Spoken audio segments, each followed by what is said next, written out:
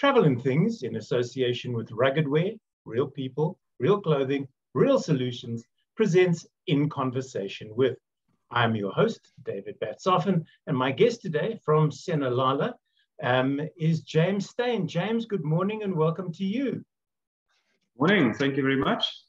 I want to know, the purpose of today's chat is to find out whether guides like this still exist and how you can duck and dive them when you go to spend time in the bush. I wish I had a guide like that, David. I don't know if you want to duck and dive. That, I have to just say, comes from a book called The Guide's Guide to Guiding by Garth Thompson. It's published by Jacana, and that image drawn by the well-known political cartoonist Dorf Fedler. James, years ago when we first met, you said to me, you don't know you've had a good guide until you've had a good guide. And I've had some of the best. I've been out on walks with you, I've been out on drives with you, and several other people in your position, because you are one of South Africa's top guides, field guides. You hold the rank of scout, and I think there are only 10 of you in the country at the moment, which is a heck of an achievement. It really and truly is. But the reason for today's chat with you is not to praise you. Well, it is. But what I want to know is how, when people go to a lodge, they're given, you know, the owner will say, here's Bob, he's going to be your guide while you're here. You have no choice in the matter. You have no idea of what Bob's qualifications might or might not be. So how do guests choose? Yeah, David, it's difficult. I think, first and foremost, understand that guiding is interesting in the context that you can almost get away with very little. So I think you know, there's a side of it that can potentially be pretentious, and I think if you get into a routine at a lodge, you get to know how to drive the vehicle, you talk on the radio, you use the spotlight if you don't have a tracker. You get to know the roads, and occasionally you're lucky enough to stumble onto your own animal here and there. And of course, more by accident than by design. To the untrained eye, you know, the average visitor that's a first-time safari goer potentially, or doesn't know any better. To them, that seems like you, this highly qualified, incredibly skilled individual. And the unfortunate thing is that, and there's not a lot of it in the industry. I mean, I'll say that straight off the bat. But you can get away with being a little bit pretentious, and you get credited the whole time by these guests. And unfortunately, some people's egos get boosted a little bit. And so they become overconfident to the point where it unfortunately sometimes can border a little bit of arrogance, just because they're starting to get to grips with the logistical management or side of guiding. So if you want to be a good guide, you've got to put in the years. You know, it takes years and years worth of experience to mold yourself into potentially somebody that someone else recognizes as being a very good guide. And that's it. It's time. The thing that stands between a person starting in the industry and a person becoming a really good, competent guide that provides a great experience is really time. And that's ultimately the case. So in the sense of referring to going to a lodge and getting allocated somebody, look, you've got to understand guiding, referring to your picture back there in Garth's book, guiding, there was a time when guiding was roll up the packet of 20 camels in your sleeve, and your shirt was torn. And I remember way back then, everybody had those caps that had the neck cover that hung down in the neck, and they wore these really short shorts and a crocodile skin belt. And I mean, you get the picture. Tattoo on the shoulder of "I love my mum" with an arrow through her heart, and you know, that sort of thing. And I'm being a little bit facetious, of course, but so guiding has gone from where it used to be very rugged and only just starting out to form itself to being very professional nowadays. And I have to say, David, this is important. I've had the great honor and privilege of going pretty much all over South Africa and even into Africa to different lodges to help train guides and assess them and so on and so forth. And I haven't come across a bad lodge or a bad guide, even though the products are really very, very different. And when I say that, you must understand it in the right context. I mean, you know, guiding is very subjective. And again, what a good guide is a subjective thing as well. And a guide is going to be something different to different people. So ultimately, the beauty lies in the eye of the beholder, and the guests will decide at the end of the day what they consider to be a good guide. And lodges are cautious. They sell very good products, and they also employ good guides, competent guides with good qualifications, at least the minimum qualifications to sell the minimum experience to your clients. And that's important. And I think the industry has become professional, and the lodges will definitely be sure to employ professional guides. So if you go to a lodge, you will probably more than likely most of the time get somebody that's good enough or competent to be your guide. But now, on the other hand, you may not be a competent guest. So you climb on the vehicle, and you're one of those guests who believe that you've Googled every animal that you could possibly find in this particular reserve, and now you're Mr. Know-it-all, and you and the guide don't hit it off from minute one. You as a lodge manager, and you are the GM, together with your wife manage Senalala, which is in Klaseri, and how do you deal with that when the guide comes to you and says, listen, we've got Bob on the vehicle, and if he comes out on another game drive, Bob's not coming home. It's as simple as that. I've tried my very best. I've shown them pangolin riding aardvark. I've shown them leopards having chats with lions, and this guy doesn't want to know my problem. He believes that we've yet to see the best, and he's going to commentate.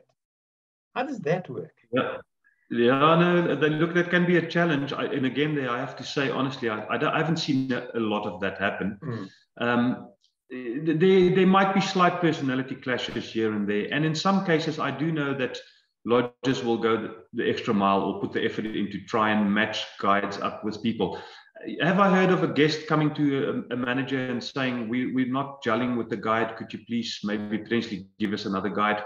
Yes, and lodges do accommodate for that, which is really good. But again, I mean, it's few and far between. But David, it's interesting because it comes back to a point where, you know, knowledge of the bush, ecological knowledge, and so on and so forth is crucial. It forms a fantastic foundation for a guide, but it's not the only thing that makes a good guide. As you can imagine, I mean, there are many aspects to being a good guide. I mean, how you drive the vehicle with great sensitivity is important. I always say as a guide, you've got to be sensitive to the people, to the environment, to the animals, to your equipment, and most importantly, to yourself. And so that maintains that you're truthful to yourself, which is really important. But I haven't heard of a lot of those incidences, but lodges will, you know, they will have some backup plan to accommodate for that.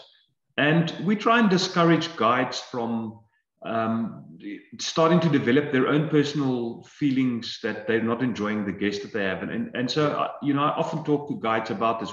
That you mustn't get into, it's very easy for a bunch of guides and staff to huddle together after activities and start scrutinizing, you know, people and so on and so forth. And lodges discourage that from happening. And that's the professional thing to do. As I said earlier, you, as a guide, you are a professional, and you've got to just deal with these things in a professional capacity. But the most important thing or requirement for a guide is somebody who is capable of creating an experience based on the expectations of the guests. And it's got a lot more ultimately to do with personality at the end of the day. So your communication skill and your communication ability.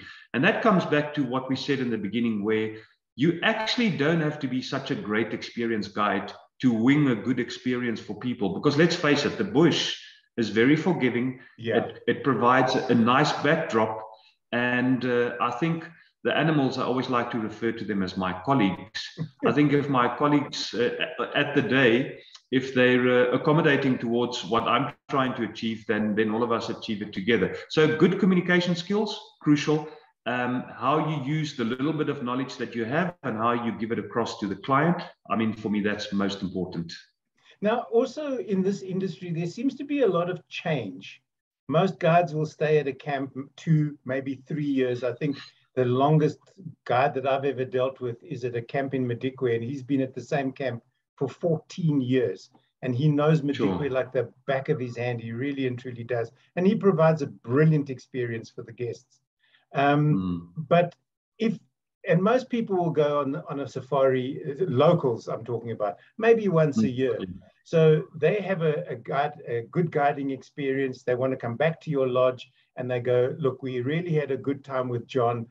Can you put us on his vehicle? And you go, no, John's left. So they may be a little bit upset by that, but then you give them whatever you've got and hopefully they'll fit in with that. So asking for a guide sometimes doesn't help because he may be on break, or he or she, because there are a lot more female guides now. And with that in mind, and without sounding sexist, I have to say that sometimes I find female guides a lot more empathetic when they're out in the bush, both from a driving point of view. They don't have to prove anything to anybody. And it makes a whole different experience for the guests, who are sometimes, and I've noticed this, very anti having a woman guide them. They think it's that they don't know the right thing, or if something goes wrong, they can't handle a rifle. I want to tell you, I've seen women handle 4.58s with an ease that you won't believe. Yeah, no, so have I. David, again, the lodges are very accommodating in that. If the guide is still around and he's on leave, it's, people can request guides at lodges. That happens. I get a lot of request guides. My colleagues that I work with get a lot of request guides.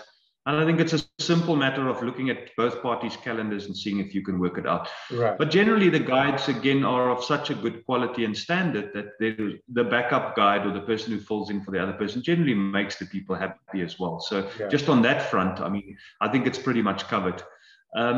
I do agree with you with female guides. They have nothing to prove, and I think that's the key there. And they just take the job at hand and they run with it, and they're phenomenal. I see no difference between male or female guides as such per se. They're equally as good, and they can both handle whatever gets thrown their way. Again, the lodges are accommodating with that, and they will try and help you as much as they possibly can. But yes, we do live in a time where you can request a guide, and some people get, guests come back 10, 15 years and request the same guide, and they build up a portfolio. They build up a portfolio for themselves. Coming back to the guide that you said was in Madikwe for 14 years, the one asset that he has there is that he's got good local knowledge. And good local knowledge is very important from a tracking point of view, from a guiding point of view. You start getting to know the seasons, how they change, animal movements. I mean, that's crucial to create a really good experience for guests. So people that spend a long time in the same place generally have good local knowledge, which aids them in creating a wonderful experience. One has to be careful and cautious that a person doesn't become stale, but that person's got to be brave enough to accept at some stage that potentially they have to move on, And then just on that, it's very interesting, the point that you made there in the beginning about guides generally turning over quite rapidly. And it's interesting because it doesn't really have anything to do, or as much to do, with working conditions or unhappiness or anything other than the fact that guides because a lot of guides are naturalists. They like the ecological side of what they're doing. Right. Let's face it, most guides get into the industry because they like the ecological side. They only realize a bit later that they end up working with people. So they like to change because they get to see different ecosystems, different reserves, and it's good exposure. It's funny, it's almost not that frowned upon in this industry if a guide has worked at 4 or 5 lodges over a period of 10 years before he comes and applies at your lodge. In fact, it's actually seen in some cases almost as an asset that the guy has had good exposure in different lodges, different operations, different reserves, and people are very comfortable employing guides because I think the industry as a whole has come to understand that is what really goes on. People spend 2-3 years in an area and then they move on. So I think it's an asset rather than something that's frowned upon. Now, we've been speaking about what happens if you get on a vehicle and don't like your guide. You as a Yeah. lodge manager, what happens if a guest comes to you and says, listen, if I get back on that vehicle, there's another guest there that I don't want to be with. And the reason that I bring this up is because it happened to me in Botswana. I had a woman on a vehicle who I would have thrown to the lions. I really would have. And I got back to the lodge and I said to the lodge manager, help, because I will kill this woman. I really will. Yeah. And there was an American couple standing close by, and they looked at me and they said, you know, you remind us of a friend of ours back in the States. Why don't you join us? We're alone on a vehicle. That was 25 years ago. We're still friends. We've been on safari together subsequently. And if it wasn't for, we now thank that woman for being so miserable. And because if she'd been nice, Jim and Joe and I would never have met.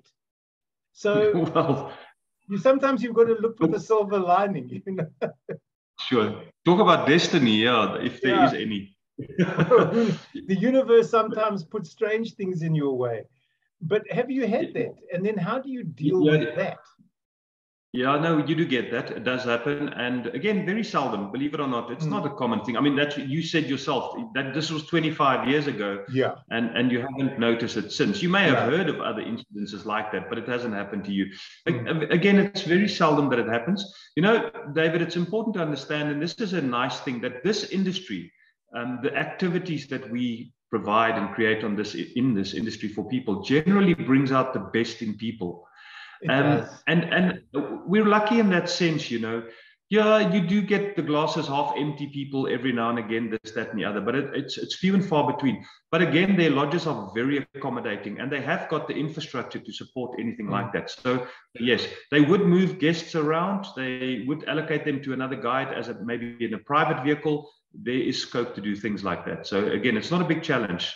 Those things were 20 years ago. If that happened, everybody ran for their rooms and sucked their thumbs while they were curled up in the shower, crying themselves to sleep. But those are normal run-of-the-mill challenges that a lodge has, you know, and they're well prepared for it. With that in mind, I know that Senalala probably has one of the best watering holes of any of the lodges I've been to, and we've had some interesting sightings there. Are the wild dogs still in the area, and are people appreciative when they get to see them? Do they understand how special your wild dog pack actually is? Yeah, we spoke about this 2 days ago, I think, when my guides and I had a discussion about, again, just about appreciation. And a couple of things. Yes, we're very fortunate. We have a fantastic waterhole. It's well situated. It's the right distance away from the camp. It's kind of at the right level. It provides for fantastic sightings, and especially this time of the year. So you're looking at about August, September, October, before decent rains arrive. It's very popular. The dogs were denning obviously a couple of months ago, and their territory sizes or their home range sizes then decrease a little bit, and they start focusing around the general den site, hunting and coming back morning and afternoon to the den, and they don't roam as vast distances then. They've completed that cycle now. The pups are mobile. There is a pack in the area that we see. And they're starting to expand those boundaries again. And yes, we're starting to see them a lot. And as we speak about, again, yesterday morning, I think, and afternoon, we saw them at the waterhole at Senalala. And it is interesting, you know, David, if I could have things my way, there's a couple of things that if this industry started over and I waved the magic wand, there's two things I would do. The one thing is I would probably want my guides to be a lot more competent at walking so that they could limit off-road driving. That's a personal thing. Yeah. I mean, it would be phenomenal if the rhino disappears into the bush and you rather get the guests off the vehicle than follow it on foot. Yeah. But the other thing I do is and whoever started with this, I think there's a couple of us in the industry that if we get hold of them, we'd like to have a discussion with it. Let's put it that way. But I wouldn't promote the big five. I mean, you know, unfortunately, there's this expectation from people and this understanding that if they didn't see all 5 members of the big five on a safari, that they didn't have a good safari. Yeah. Now, it's been used as a marketing tool and a marketing ploy for the last 20 years. to great success. I understand that. But I would have liked to have sold this experience as a wilderness experience rather than a Big Five experience. But be it as it may, there's nothing we can do about that now. It is what it is. So we try and manage it accordingly. But as a result of that, of people focusing predominantly on the Big Five, right, and their friends and operators and things telling them that that's what they need to see, the wild dogs haven't, they've taken a little bit of a back seat. And I think only in the last, I'd say about 5 years or so, have I seen some guests starting to come through that are a little bit more enthusiastic about the painted wolves, understanding a little bit more about them. And not first time safari goers, but definitely people who come back third, fourth, fifth time, they're getting educated on how special it actually is to see wild dog, and they're starting to appreciate it just a little bit more. So yeah, it takes education, I think, from our side, and one day I hope we could move away from this Big Five syndrome and progress more into something more natural, that people come here because they want to see the wilderness. Dave, I want to be, not see kind of a person. Yeah. And so one of my dreams is to go to Alaska. I would like to go to the Kenai Peninsula, to the Kenai River, and see brown bears catching salmon. Yeah. But Alaska is beautiful. I mean, Alaska has got incredible mountains. It's got beautiful forest, magnificent rivers, the likes of what we don't see in Africa. Apart from one or two major rivers in Africa, there's nothing that comes close to the rivers you find in Europe and North America.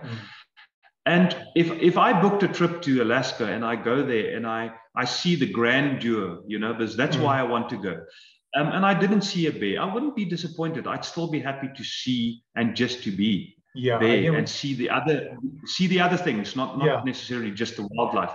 So that's important for me.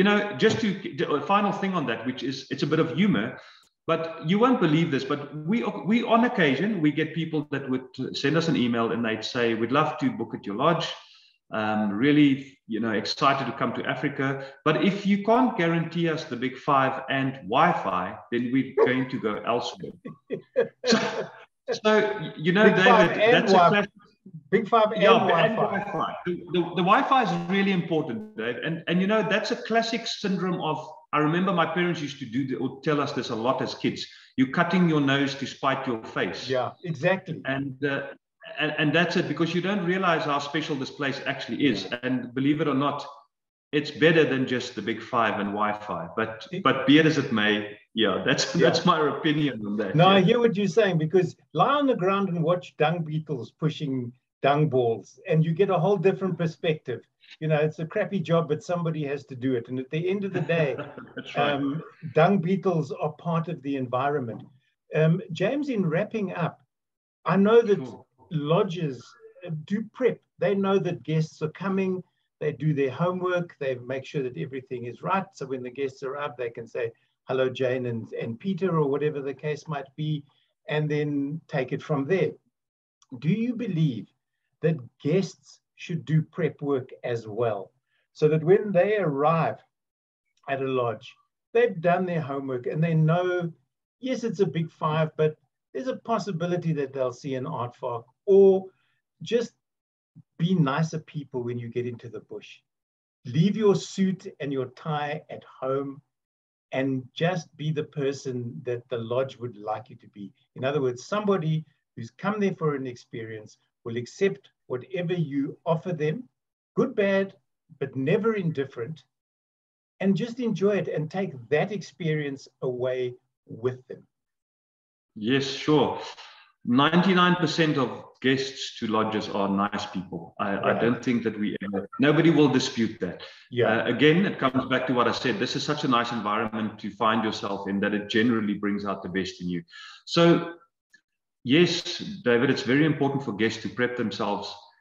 And people are a lot more sort of willing to research experiences nowadays than they were. Well, they've got the availability of the internet and so on and so forth, where they could look at previous reviews, they could look at your website, they could look at videos that you post. So social media plays a crucial role currently in people finding themselves going to a particular lodge.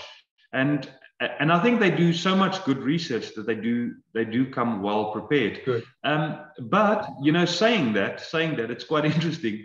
The one thing that catches them out often, and we've noticed this over the years, is Africa has always seemed to be this really hot place. And little do people know that morning game drives in the middle of winter in South Africa is freezing. And we have found people come underclothed, not without clothes, just underclothed. Yeah. So that's without clothes is a story for another day. A trail many years ago, a walking trail where people decided to go in the nude. But anyway, so that's the thing. It's probably about the only thing that we found that people are caught out on. They don't bring warm enough clothes, and then you almost want to say when they're here and they're like, well, we didn't know it's this cold this time of the year in South Africa. And you almost say, well, I mean, it is on our website. Just go and look there and see. It's not so much the cold, James. It's not so much the cold, because when they get on the vehicle, those early morning drives, it's still warm. It's only when the vehicle starts moving and you're about 2 kilometers from the camp and you're not turning around, and they go, "That's right, you made a mistake." Yeah. Absolutely, and I've had people from the UK and from North America tell me it's the coldest they've ever been, and it's because they're well insulated in their countries and prepared for the cold, right? And then when they come here, they're not. Yes, lodges provide blankets, some of the ones give you a warm water bottle and so on and so forth. But yes, so that's the only thing I think I've ever found that people were a little bit under-prepared for. Yeah. Great stuff. James Steyn, always great talking to you. Senalala is one of my favorite camps. It really and truly is. The next time you're in the bush, and I'm talking to the viewers, just treat your guide with a bit of respect. He or she knows what they're doing, and take that experience away with you. James, thanks very much for chatting to me here on In Conversation With. Thank you, David. Have a good day. You too. Cheers for now. My guest today, James Steyn.